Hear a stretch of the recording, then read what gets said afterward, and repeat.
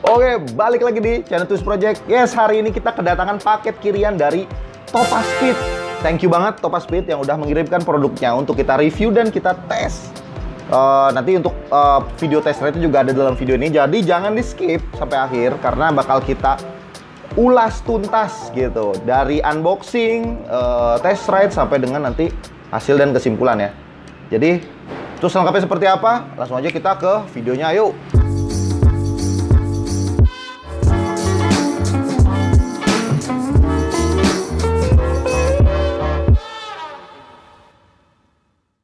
Sebelum kita lanjut ke videonya, saya mau ngingetin buat teman-teman yang belum klik tombol subscribe-nya, silahkan klik supaya channel kami bisa lebih berkembang dan kami bisa menyajikan video-video yang menarik lainnya buat teman-teman.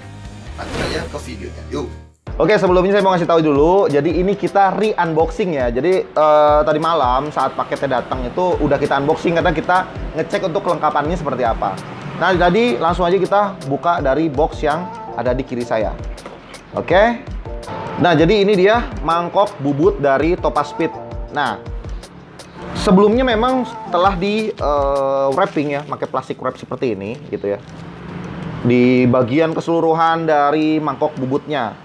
Jadi memang Topaspeed ini memang menjaga kualitasnya sampai ke tangan konsumen, keren banget. Jadi niat banget. Nah, ini juga teman-teman dapat stiker Topaspeed. Jadi untuk satu set pembelian atau satu kemasan pembelian itu teman-teman pasti dapat stiker dari Topaspeed.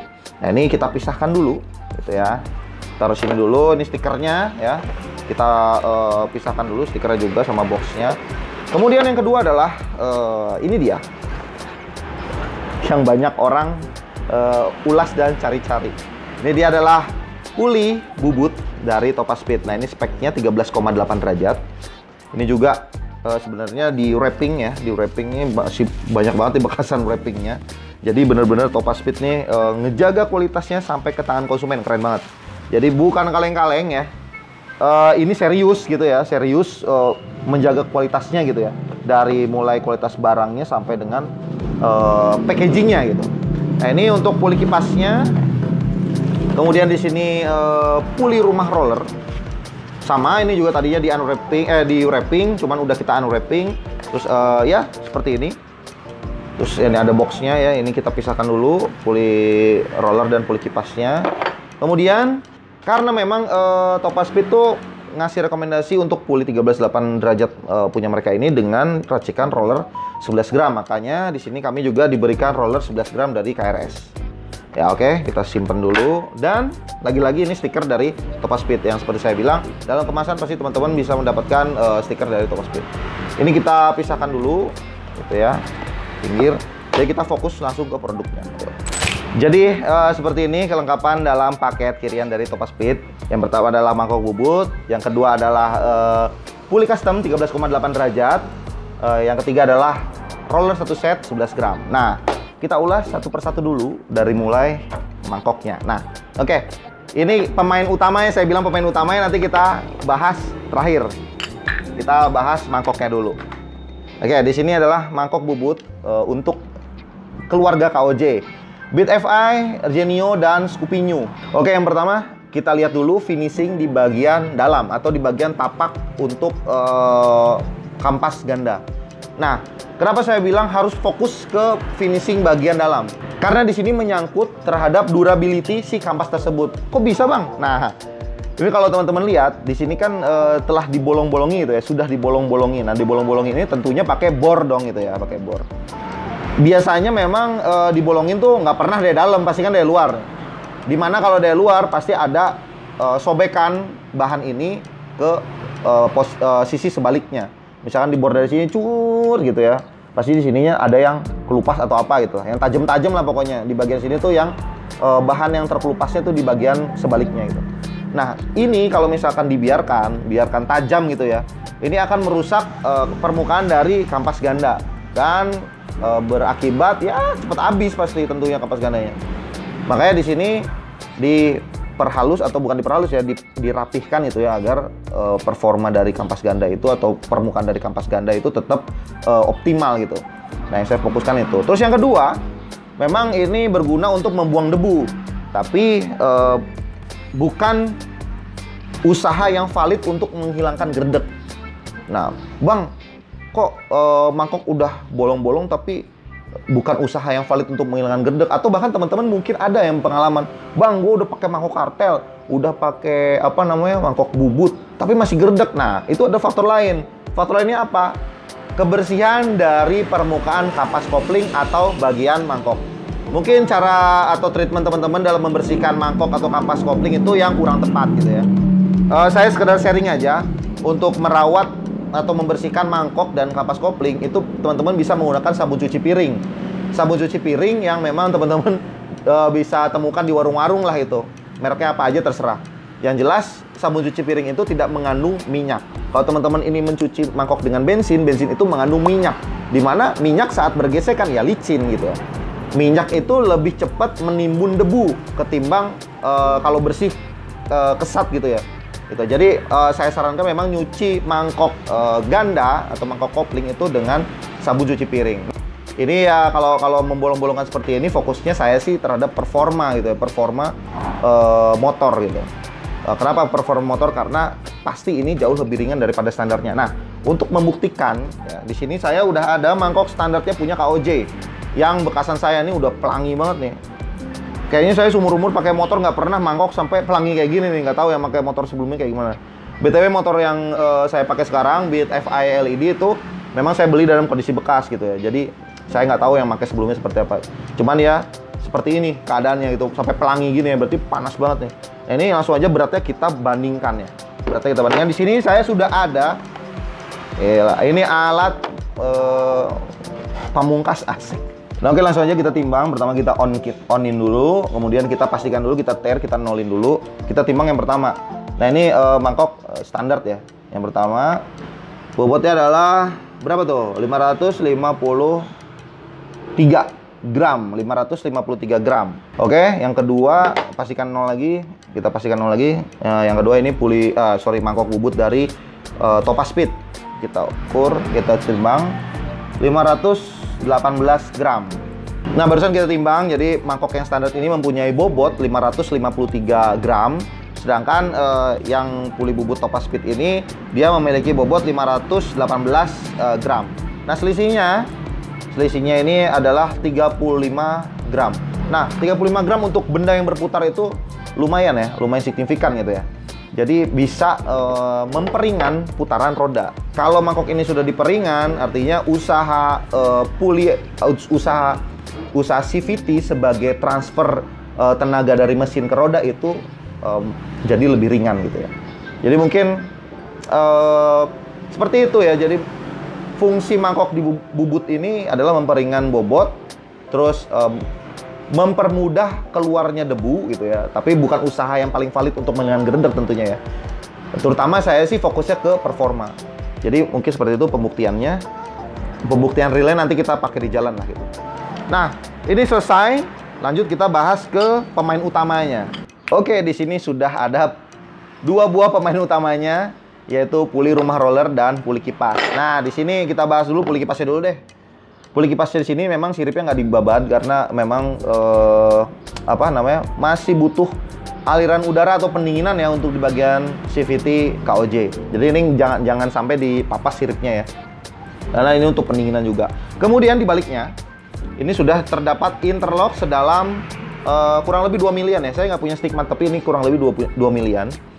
Dan memang di awal tadi saya bilang spek untuk puli ini adalah 13,8 derajat gitu ya. Sedikit recall aja, fungsi interlock ini untuk memperrapat gitu ya, memperrapat jarak main antara si puli rumah roller dan puli kipas. Jadi nanti akan seperti ini. Kalau misalkan teman-teman tanpa interlock gitu ya, mungkin masih ada gap ya seginilah, mungkin masih ada gap segini. Tapi kalau dengan interlock dia bisa rapat lagi gitu. Ya secara teori seperti itu. Untuk pembuktian jarak main fan beltnya nanti bisa kita buktikan sama-sama. Jadi jarak main terbawah sampai jarak main teratasnya seperti apa. Nanti kita mungkin spidolin lah. Spidolin, jadi nanti kan kelihatan tuh spidolnya kehapus dari mana sampai mana gitu. Berarti itu tandanya jarak main si fan belt tersebut gitu. Seperti itu kalau puli kipasnya ya. Nah, untuk puli rollernya juga sama, ini di custom 13,8 derajat. Kemudian di bagian sirip ini sudah dipapas juga untuk siripnya. Tujuannya untuk memperingan gerak dari apa, puli roller gitu ya. Nah, juga pastinya jalur roller ini juga dikeruk gitu ya, dikeruk supaya si roller itu bisa main mentok sampai atas. Nah, mungkin seperti itu aja review dari puli setnya gitu ya. Jadi saya ulangi lagi, ini speknya 13,8 derajat dengan interlock dan keruk jalur roller. Oke, sedikit kita ulas tentang penggunaan interlock ya. Tadi kita udah bahas juga ini di puli KOJ interlocknya seperti ini ya.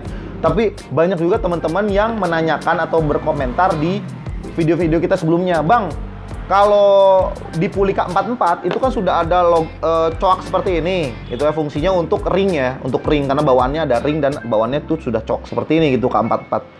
Lalu kalau mau dipakai interlock atau mau ingin merapatkan lagi si puli kipas, puli roller ini ke puli kipas, itu gimana, Bang?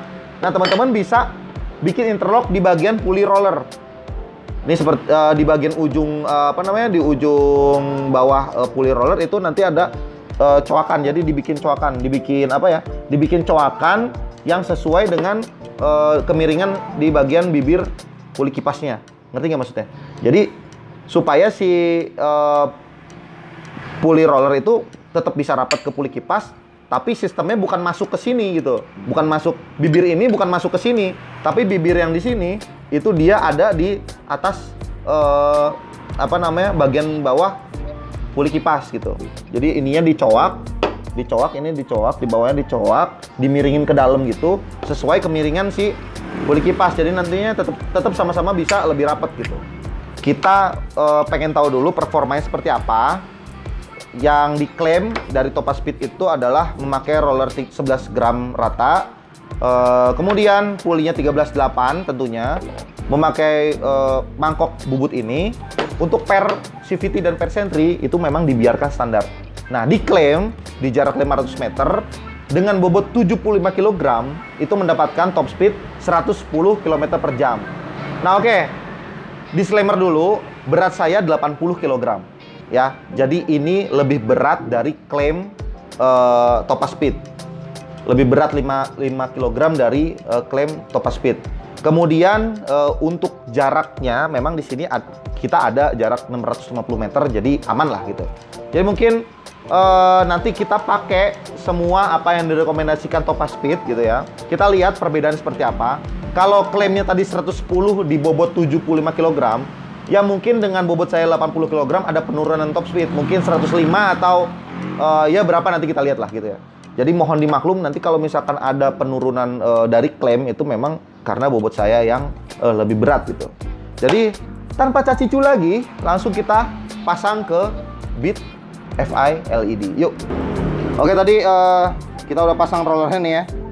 Nah, tapi ada satu nih untuk membuktikan jarak main si fan belt. Jadi di sini saya udah nyediakan spidol dan penggaris. Jadi kita garis aja di sini, ya supaya tahu jarak main si fan belt tersebut tuh segimana gitu. Jarak main terbawah dan jarak main teratasnya.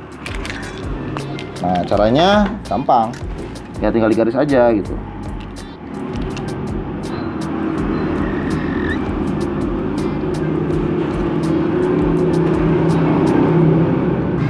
Oke, kurang lebih mungkin seperti ini. Jadi sudah digaris. Kurang lebih seperti ini. Jadi nanti kita bisa ketahuan jarak main si fan belt itu segimana ya. Di puli rollernya juga udah digaris ya.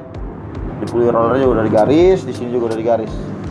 Jadi kita bisa tahu segimana jarak main si fan belt.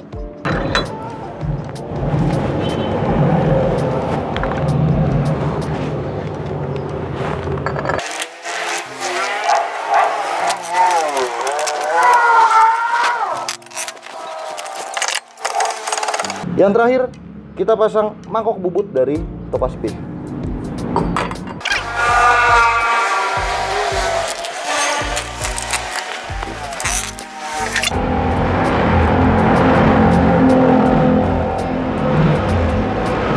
Gas.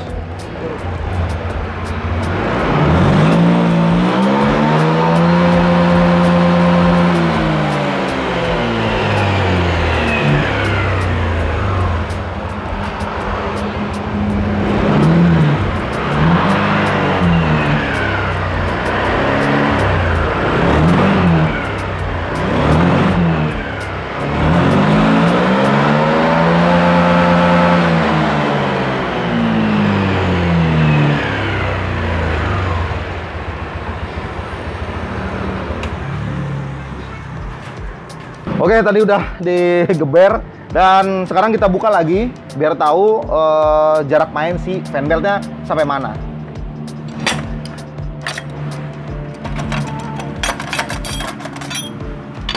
Oke, jadi tadi setelah digeber langsung kita lihat aja hasil seperti apa. Jadi lagi-lagi pengetesan tadi itu kita tanpa beban ya. Jadi posisi ban belakang digantung, jadi nggak dinaikin di jalan itu nggak. Nah, untuk pengetesan realnya di jalan nanti langsung kita tes aja. Jadi teman-teman jangan skip dulu videonya. Nanti teman-teman lihat tes di jalannya seperti apa. Langsung aja kita lihat. Di sini kalau teman-teman lihat, kalau tadinya ada garis spidol ya. Ini kan saya spidolin tadi ya. Ini hilang sampai ke atas. Artinya fan belt bener-bener naik pol sampai ke atas. Ini posisi teratasnya nih atas banget, udah habis deh gitu. Nah, untuk posisi terbawahnya ya, kalau teman-teman sebelumnya teman-teman lihat dulu, ini ada garis tipis. Garis tipis ya, ini yang apa namanya melingkar. Ini garis tipis mungkin kelihatan. Garis tipis di sini, garis goresan kelihatan.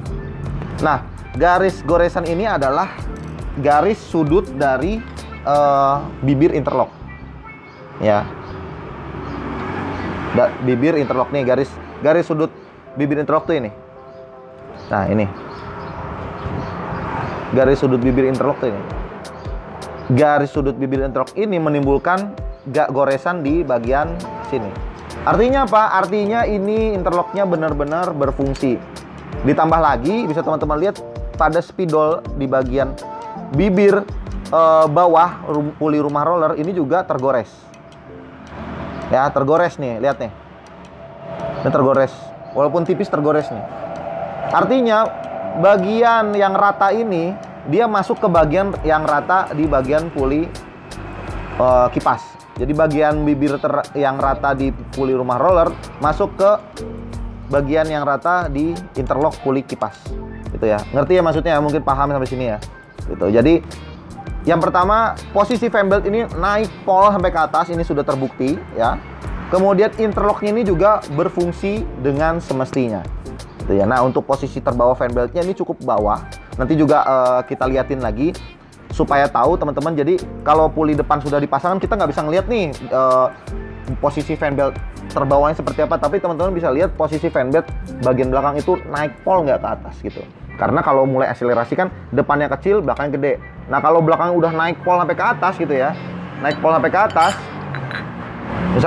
Misalkan tadinya di sini nih, misalkan tadinya di bawah, agak ke bawah. Tapi setelah pakai puli ini, si fan belt jadi saat akselerasi mulai itu dia udah di bagian atas. Artinya posisi fan belt di bagian depan itu udah turun gitu. Nah, terus kemudian seperti yang saya bilang tadi, kalau penggunaan untuk kerok jalur roller seperti ini, teman-teman juga harus menyesuaikan di bagian ujung pada tutup puli kipas.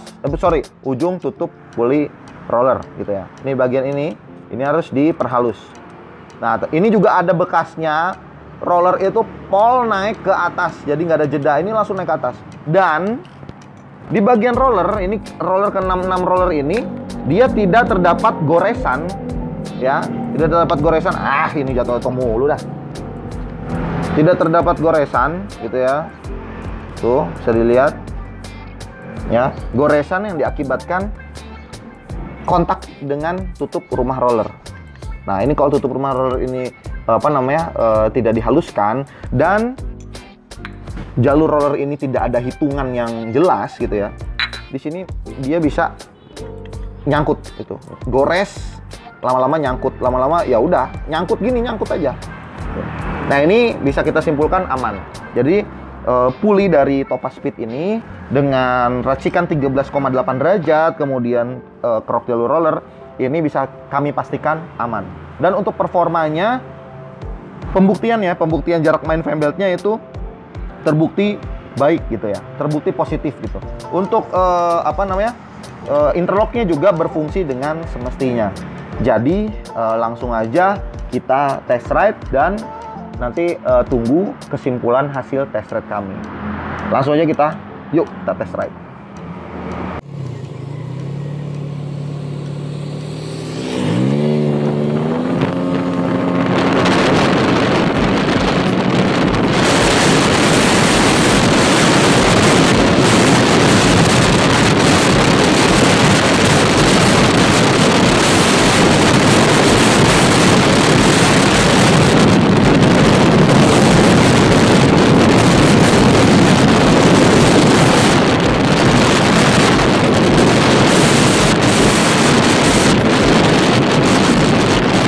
Oke, ini 1 minggu dari sebelumnya.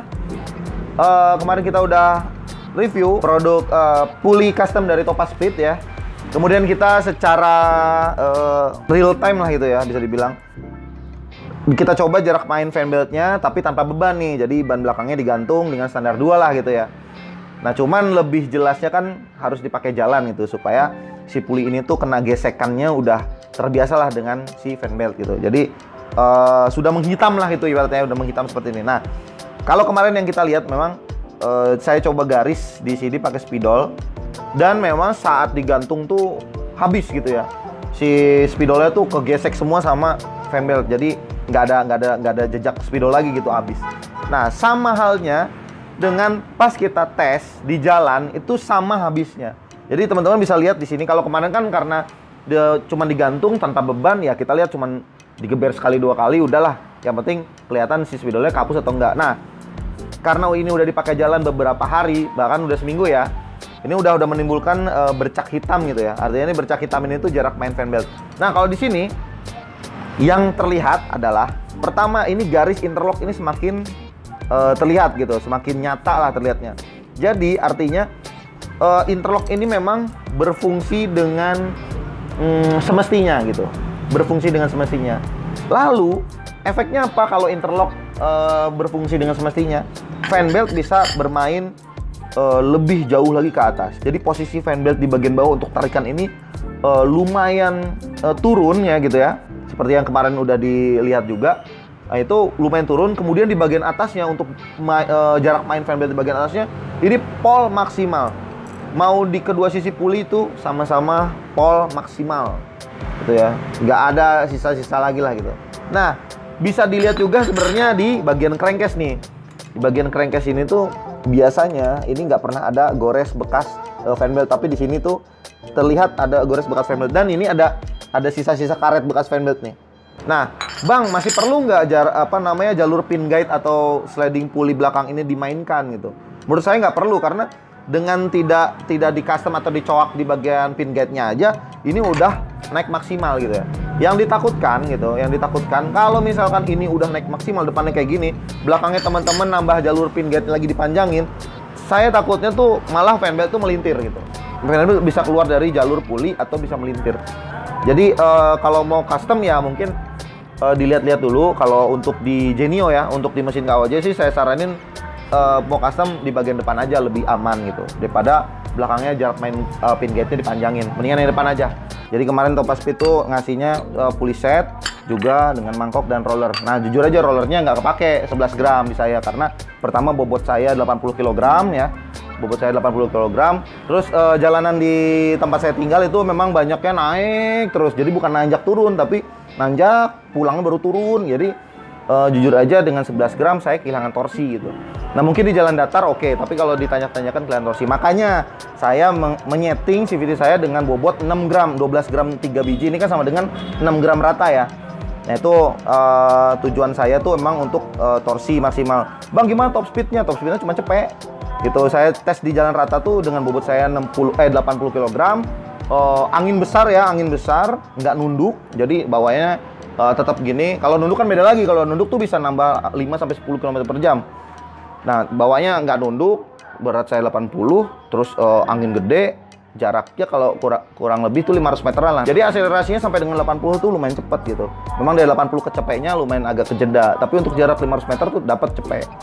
Jadi memang saya ngincernya torsi untuk torsi dan akselerasi gitu. Mungkin kayak gini spillnya gitu ya. Ini puli belakang tuh nggak ada perubahan, ini cuman per aja. Ini per standar Varios 25. Saya ulangin, ini pernya per CVT Varios 25 new, per sentrinya 1500, kampas Daytona, mangkok dan puli ini dari Topaz Speed gitu ya. Rollernya pakai spin 3 biji, nggak ganjel. Ya udah cuma gitu doang. Mesin standar ting-ting, knalpot standar gitu. Berat saya 80. Ya mungkin seperti itu. Jadi kesimpulannya, kalau tadi hasil ya, kalau sekarang kesimpulannya. Kesimpulannya adalah puli Topaz Speed ini terbukti memberikan performa maksimal, terutama di bagian jarak main fan belt ya. Itu pertama. Kemudian yang kedua adalah finishingnya rapih. Yang ketiga, kalau kemarin teman-teman lihat di unboxing, walaupun nggak unboxing ya, sebenarnya di unboxing, Saya unboxing sendiri di kamar. Jadi yang ketiga adalah kesimpulannya, Topaz Speed selain memberikan kualitas terhadap performa motor ya, juga mereka menjaga kualitasnya dari mulai produksi hingga diterima ke tangan konsumen gitu ya. Jadi buat teman-teman yang minat ya untuk membeli puli dari Topaz Speed, bisa langsung cek TikToknya Topaz Speed atau Instagramnya atau Shopee-nya gitu ada ya. Terus teman-teman juga bisa konsultasi dulu gitu. Jadi kalau misalkan Om, saya mau beli untuk mesin ini gitu, atau untuk motor ini, langsung ngomongnya bobot saya gitu ya. Jadi langsung ngomong bobot saya sekian kilo. Saya biasa jalan datar gitu, atau gimana lah, nanti biar dari pihak Topaz Speed yang memberikan rekomendasi.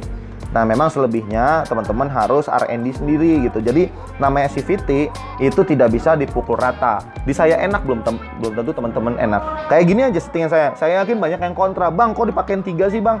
Bang, cara ngoplosnya gimana, Bang? Cara masangnya gimana kalau 3, Bang?" Atau, "Wah, bawahnya doang yang enak, atasnya nggak enak." Ya nggak apa-apa, saya udah nunjukin videonya, memang atasnya cuma mentok cepek gitu ya. Untuk bobot saya 80 tuh atasnya cuma mentok cepet, tapi bawahnya sampai ke 80 itu cepet, dan itu saya butuh untuk di perkotaan atau hari-hari gitu. Jadi ya setting CVT sesuai dengan kebutuhan gitu ya, jangan muluk-muluk lah, apalagi ini mesin cuma 100 cc, lu mau ngarep apaan gitu kan. Jadi ya udah, dengan mesin 100 cc kita maksimalin potensinya. Gimana caranya power mesin tersalurkan dengan baik ke roda belakang gitu. Oke, jadi sekian aja video kami dari Tools Project.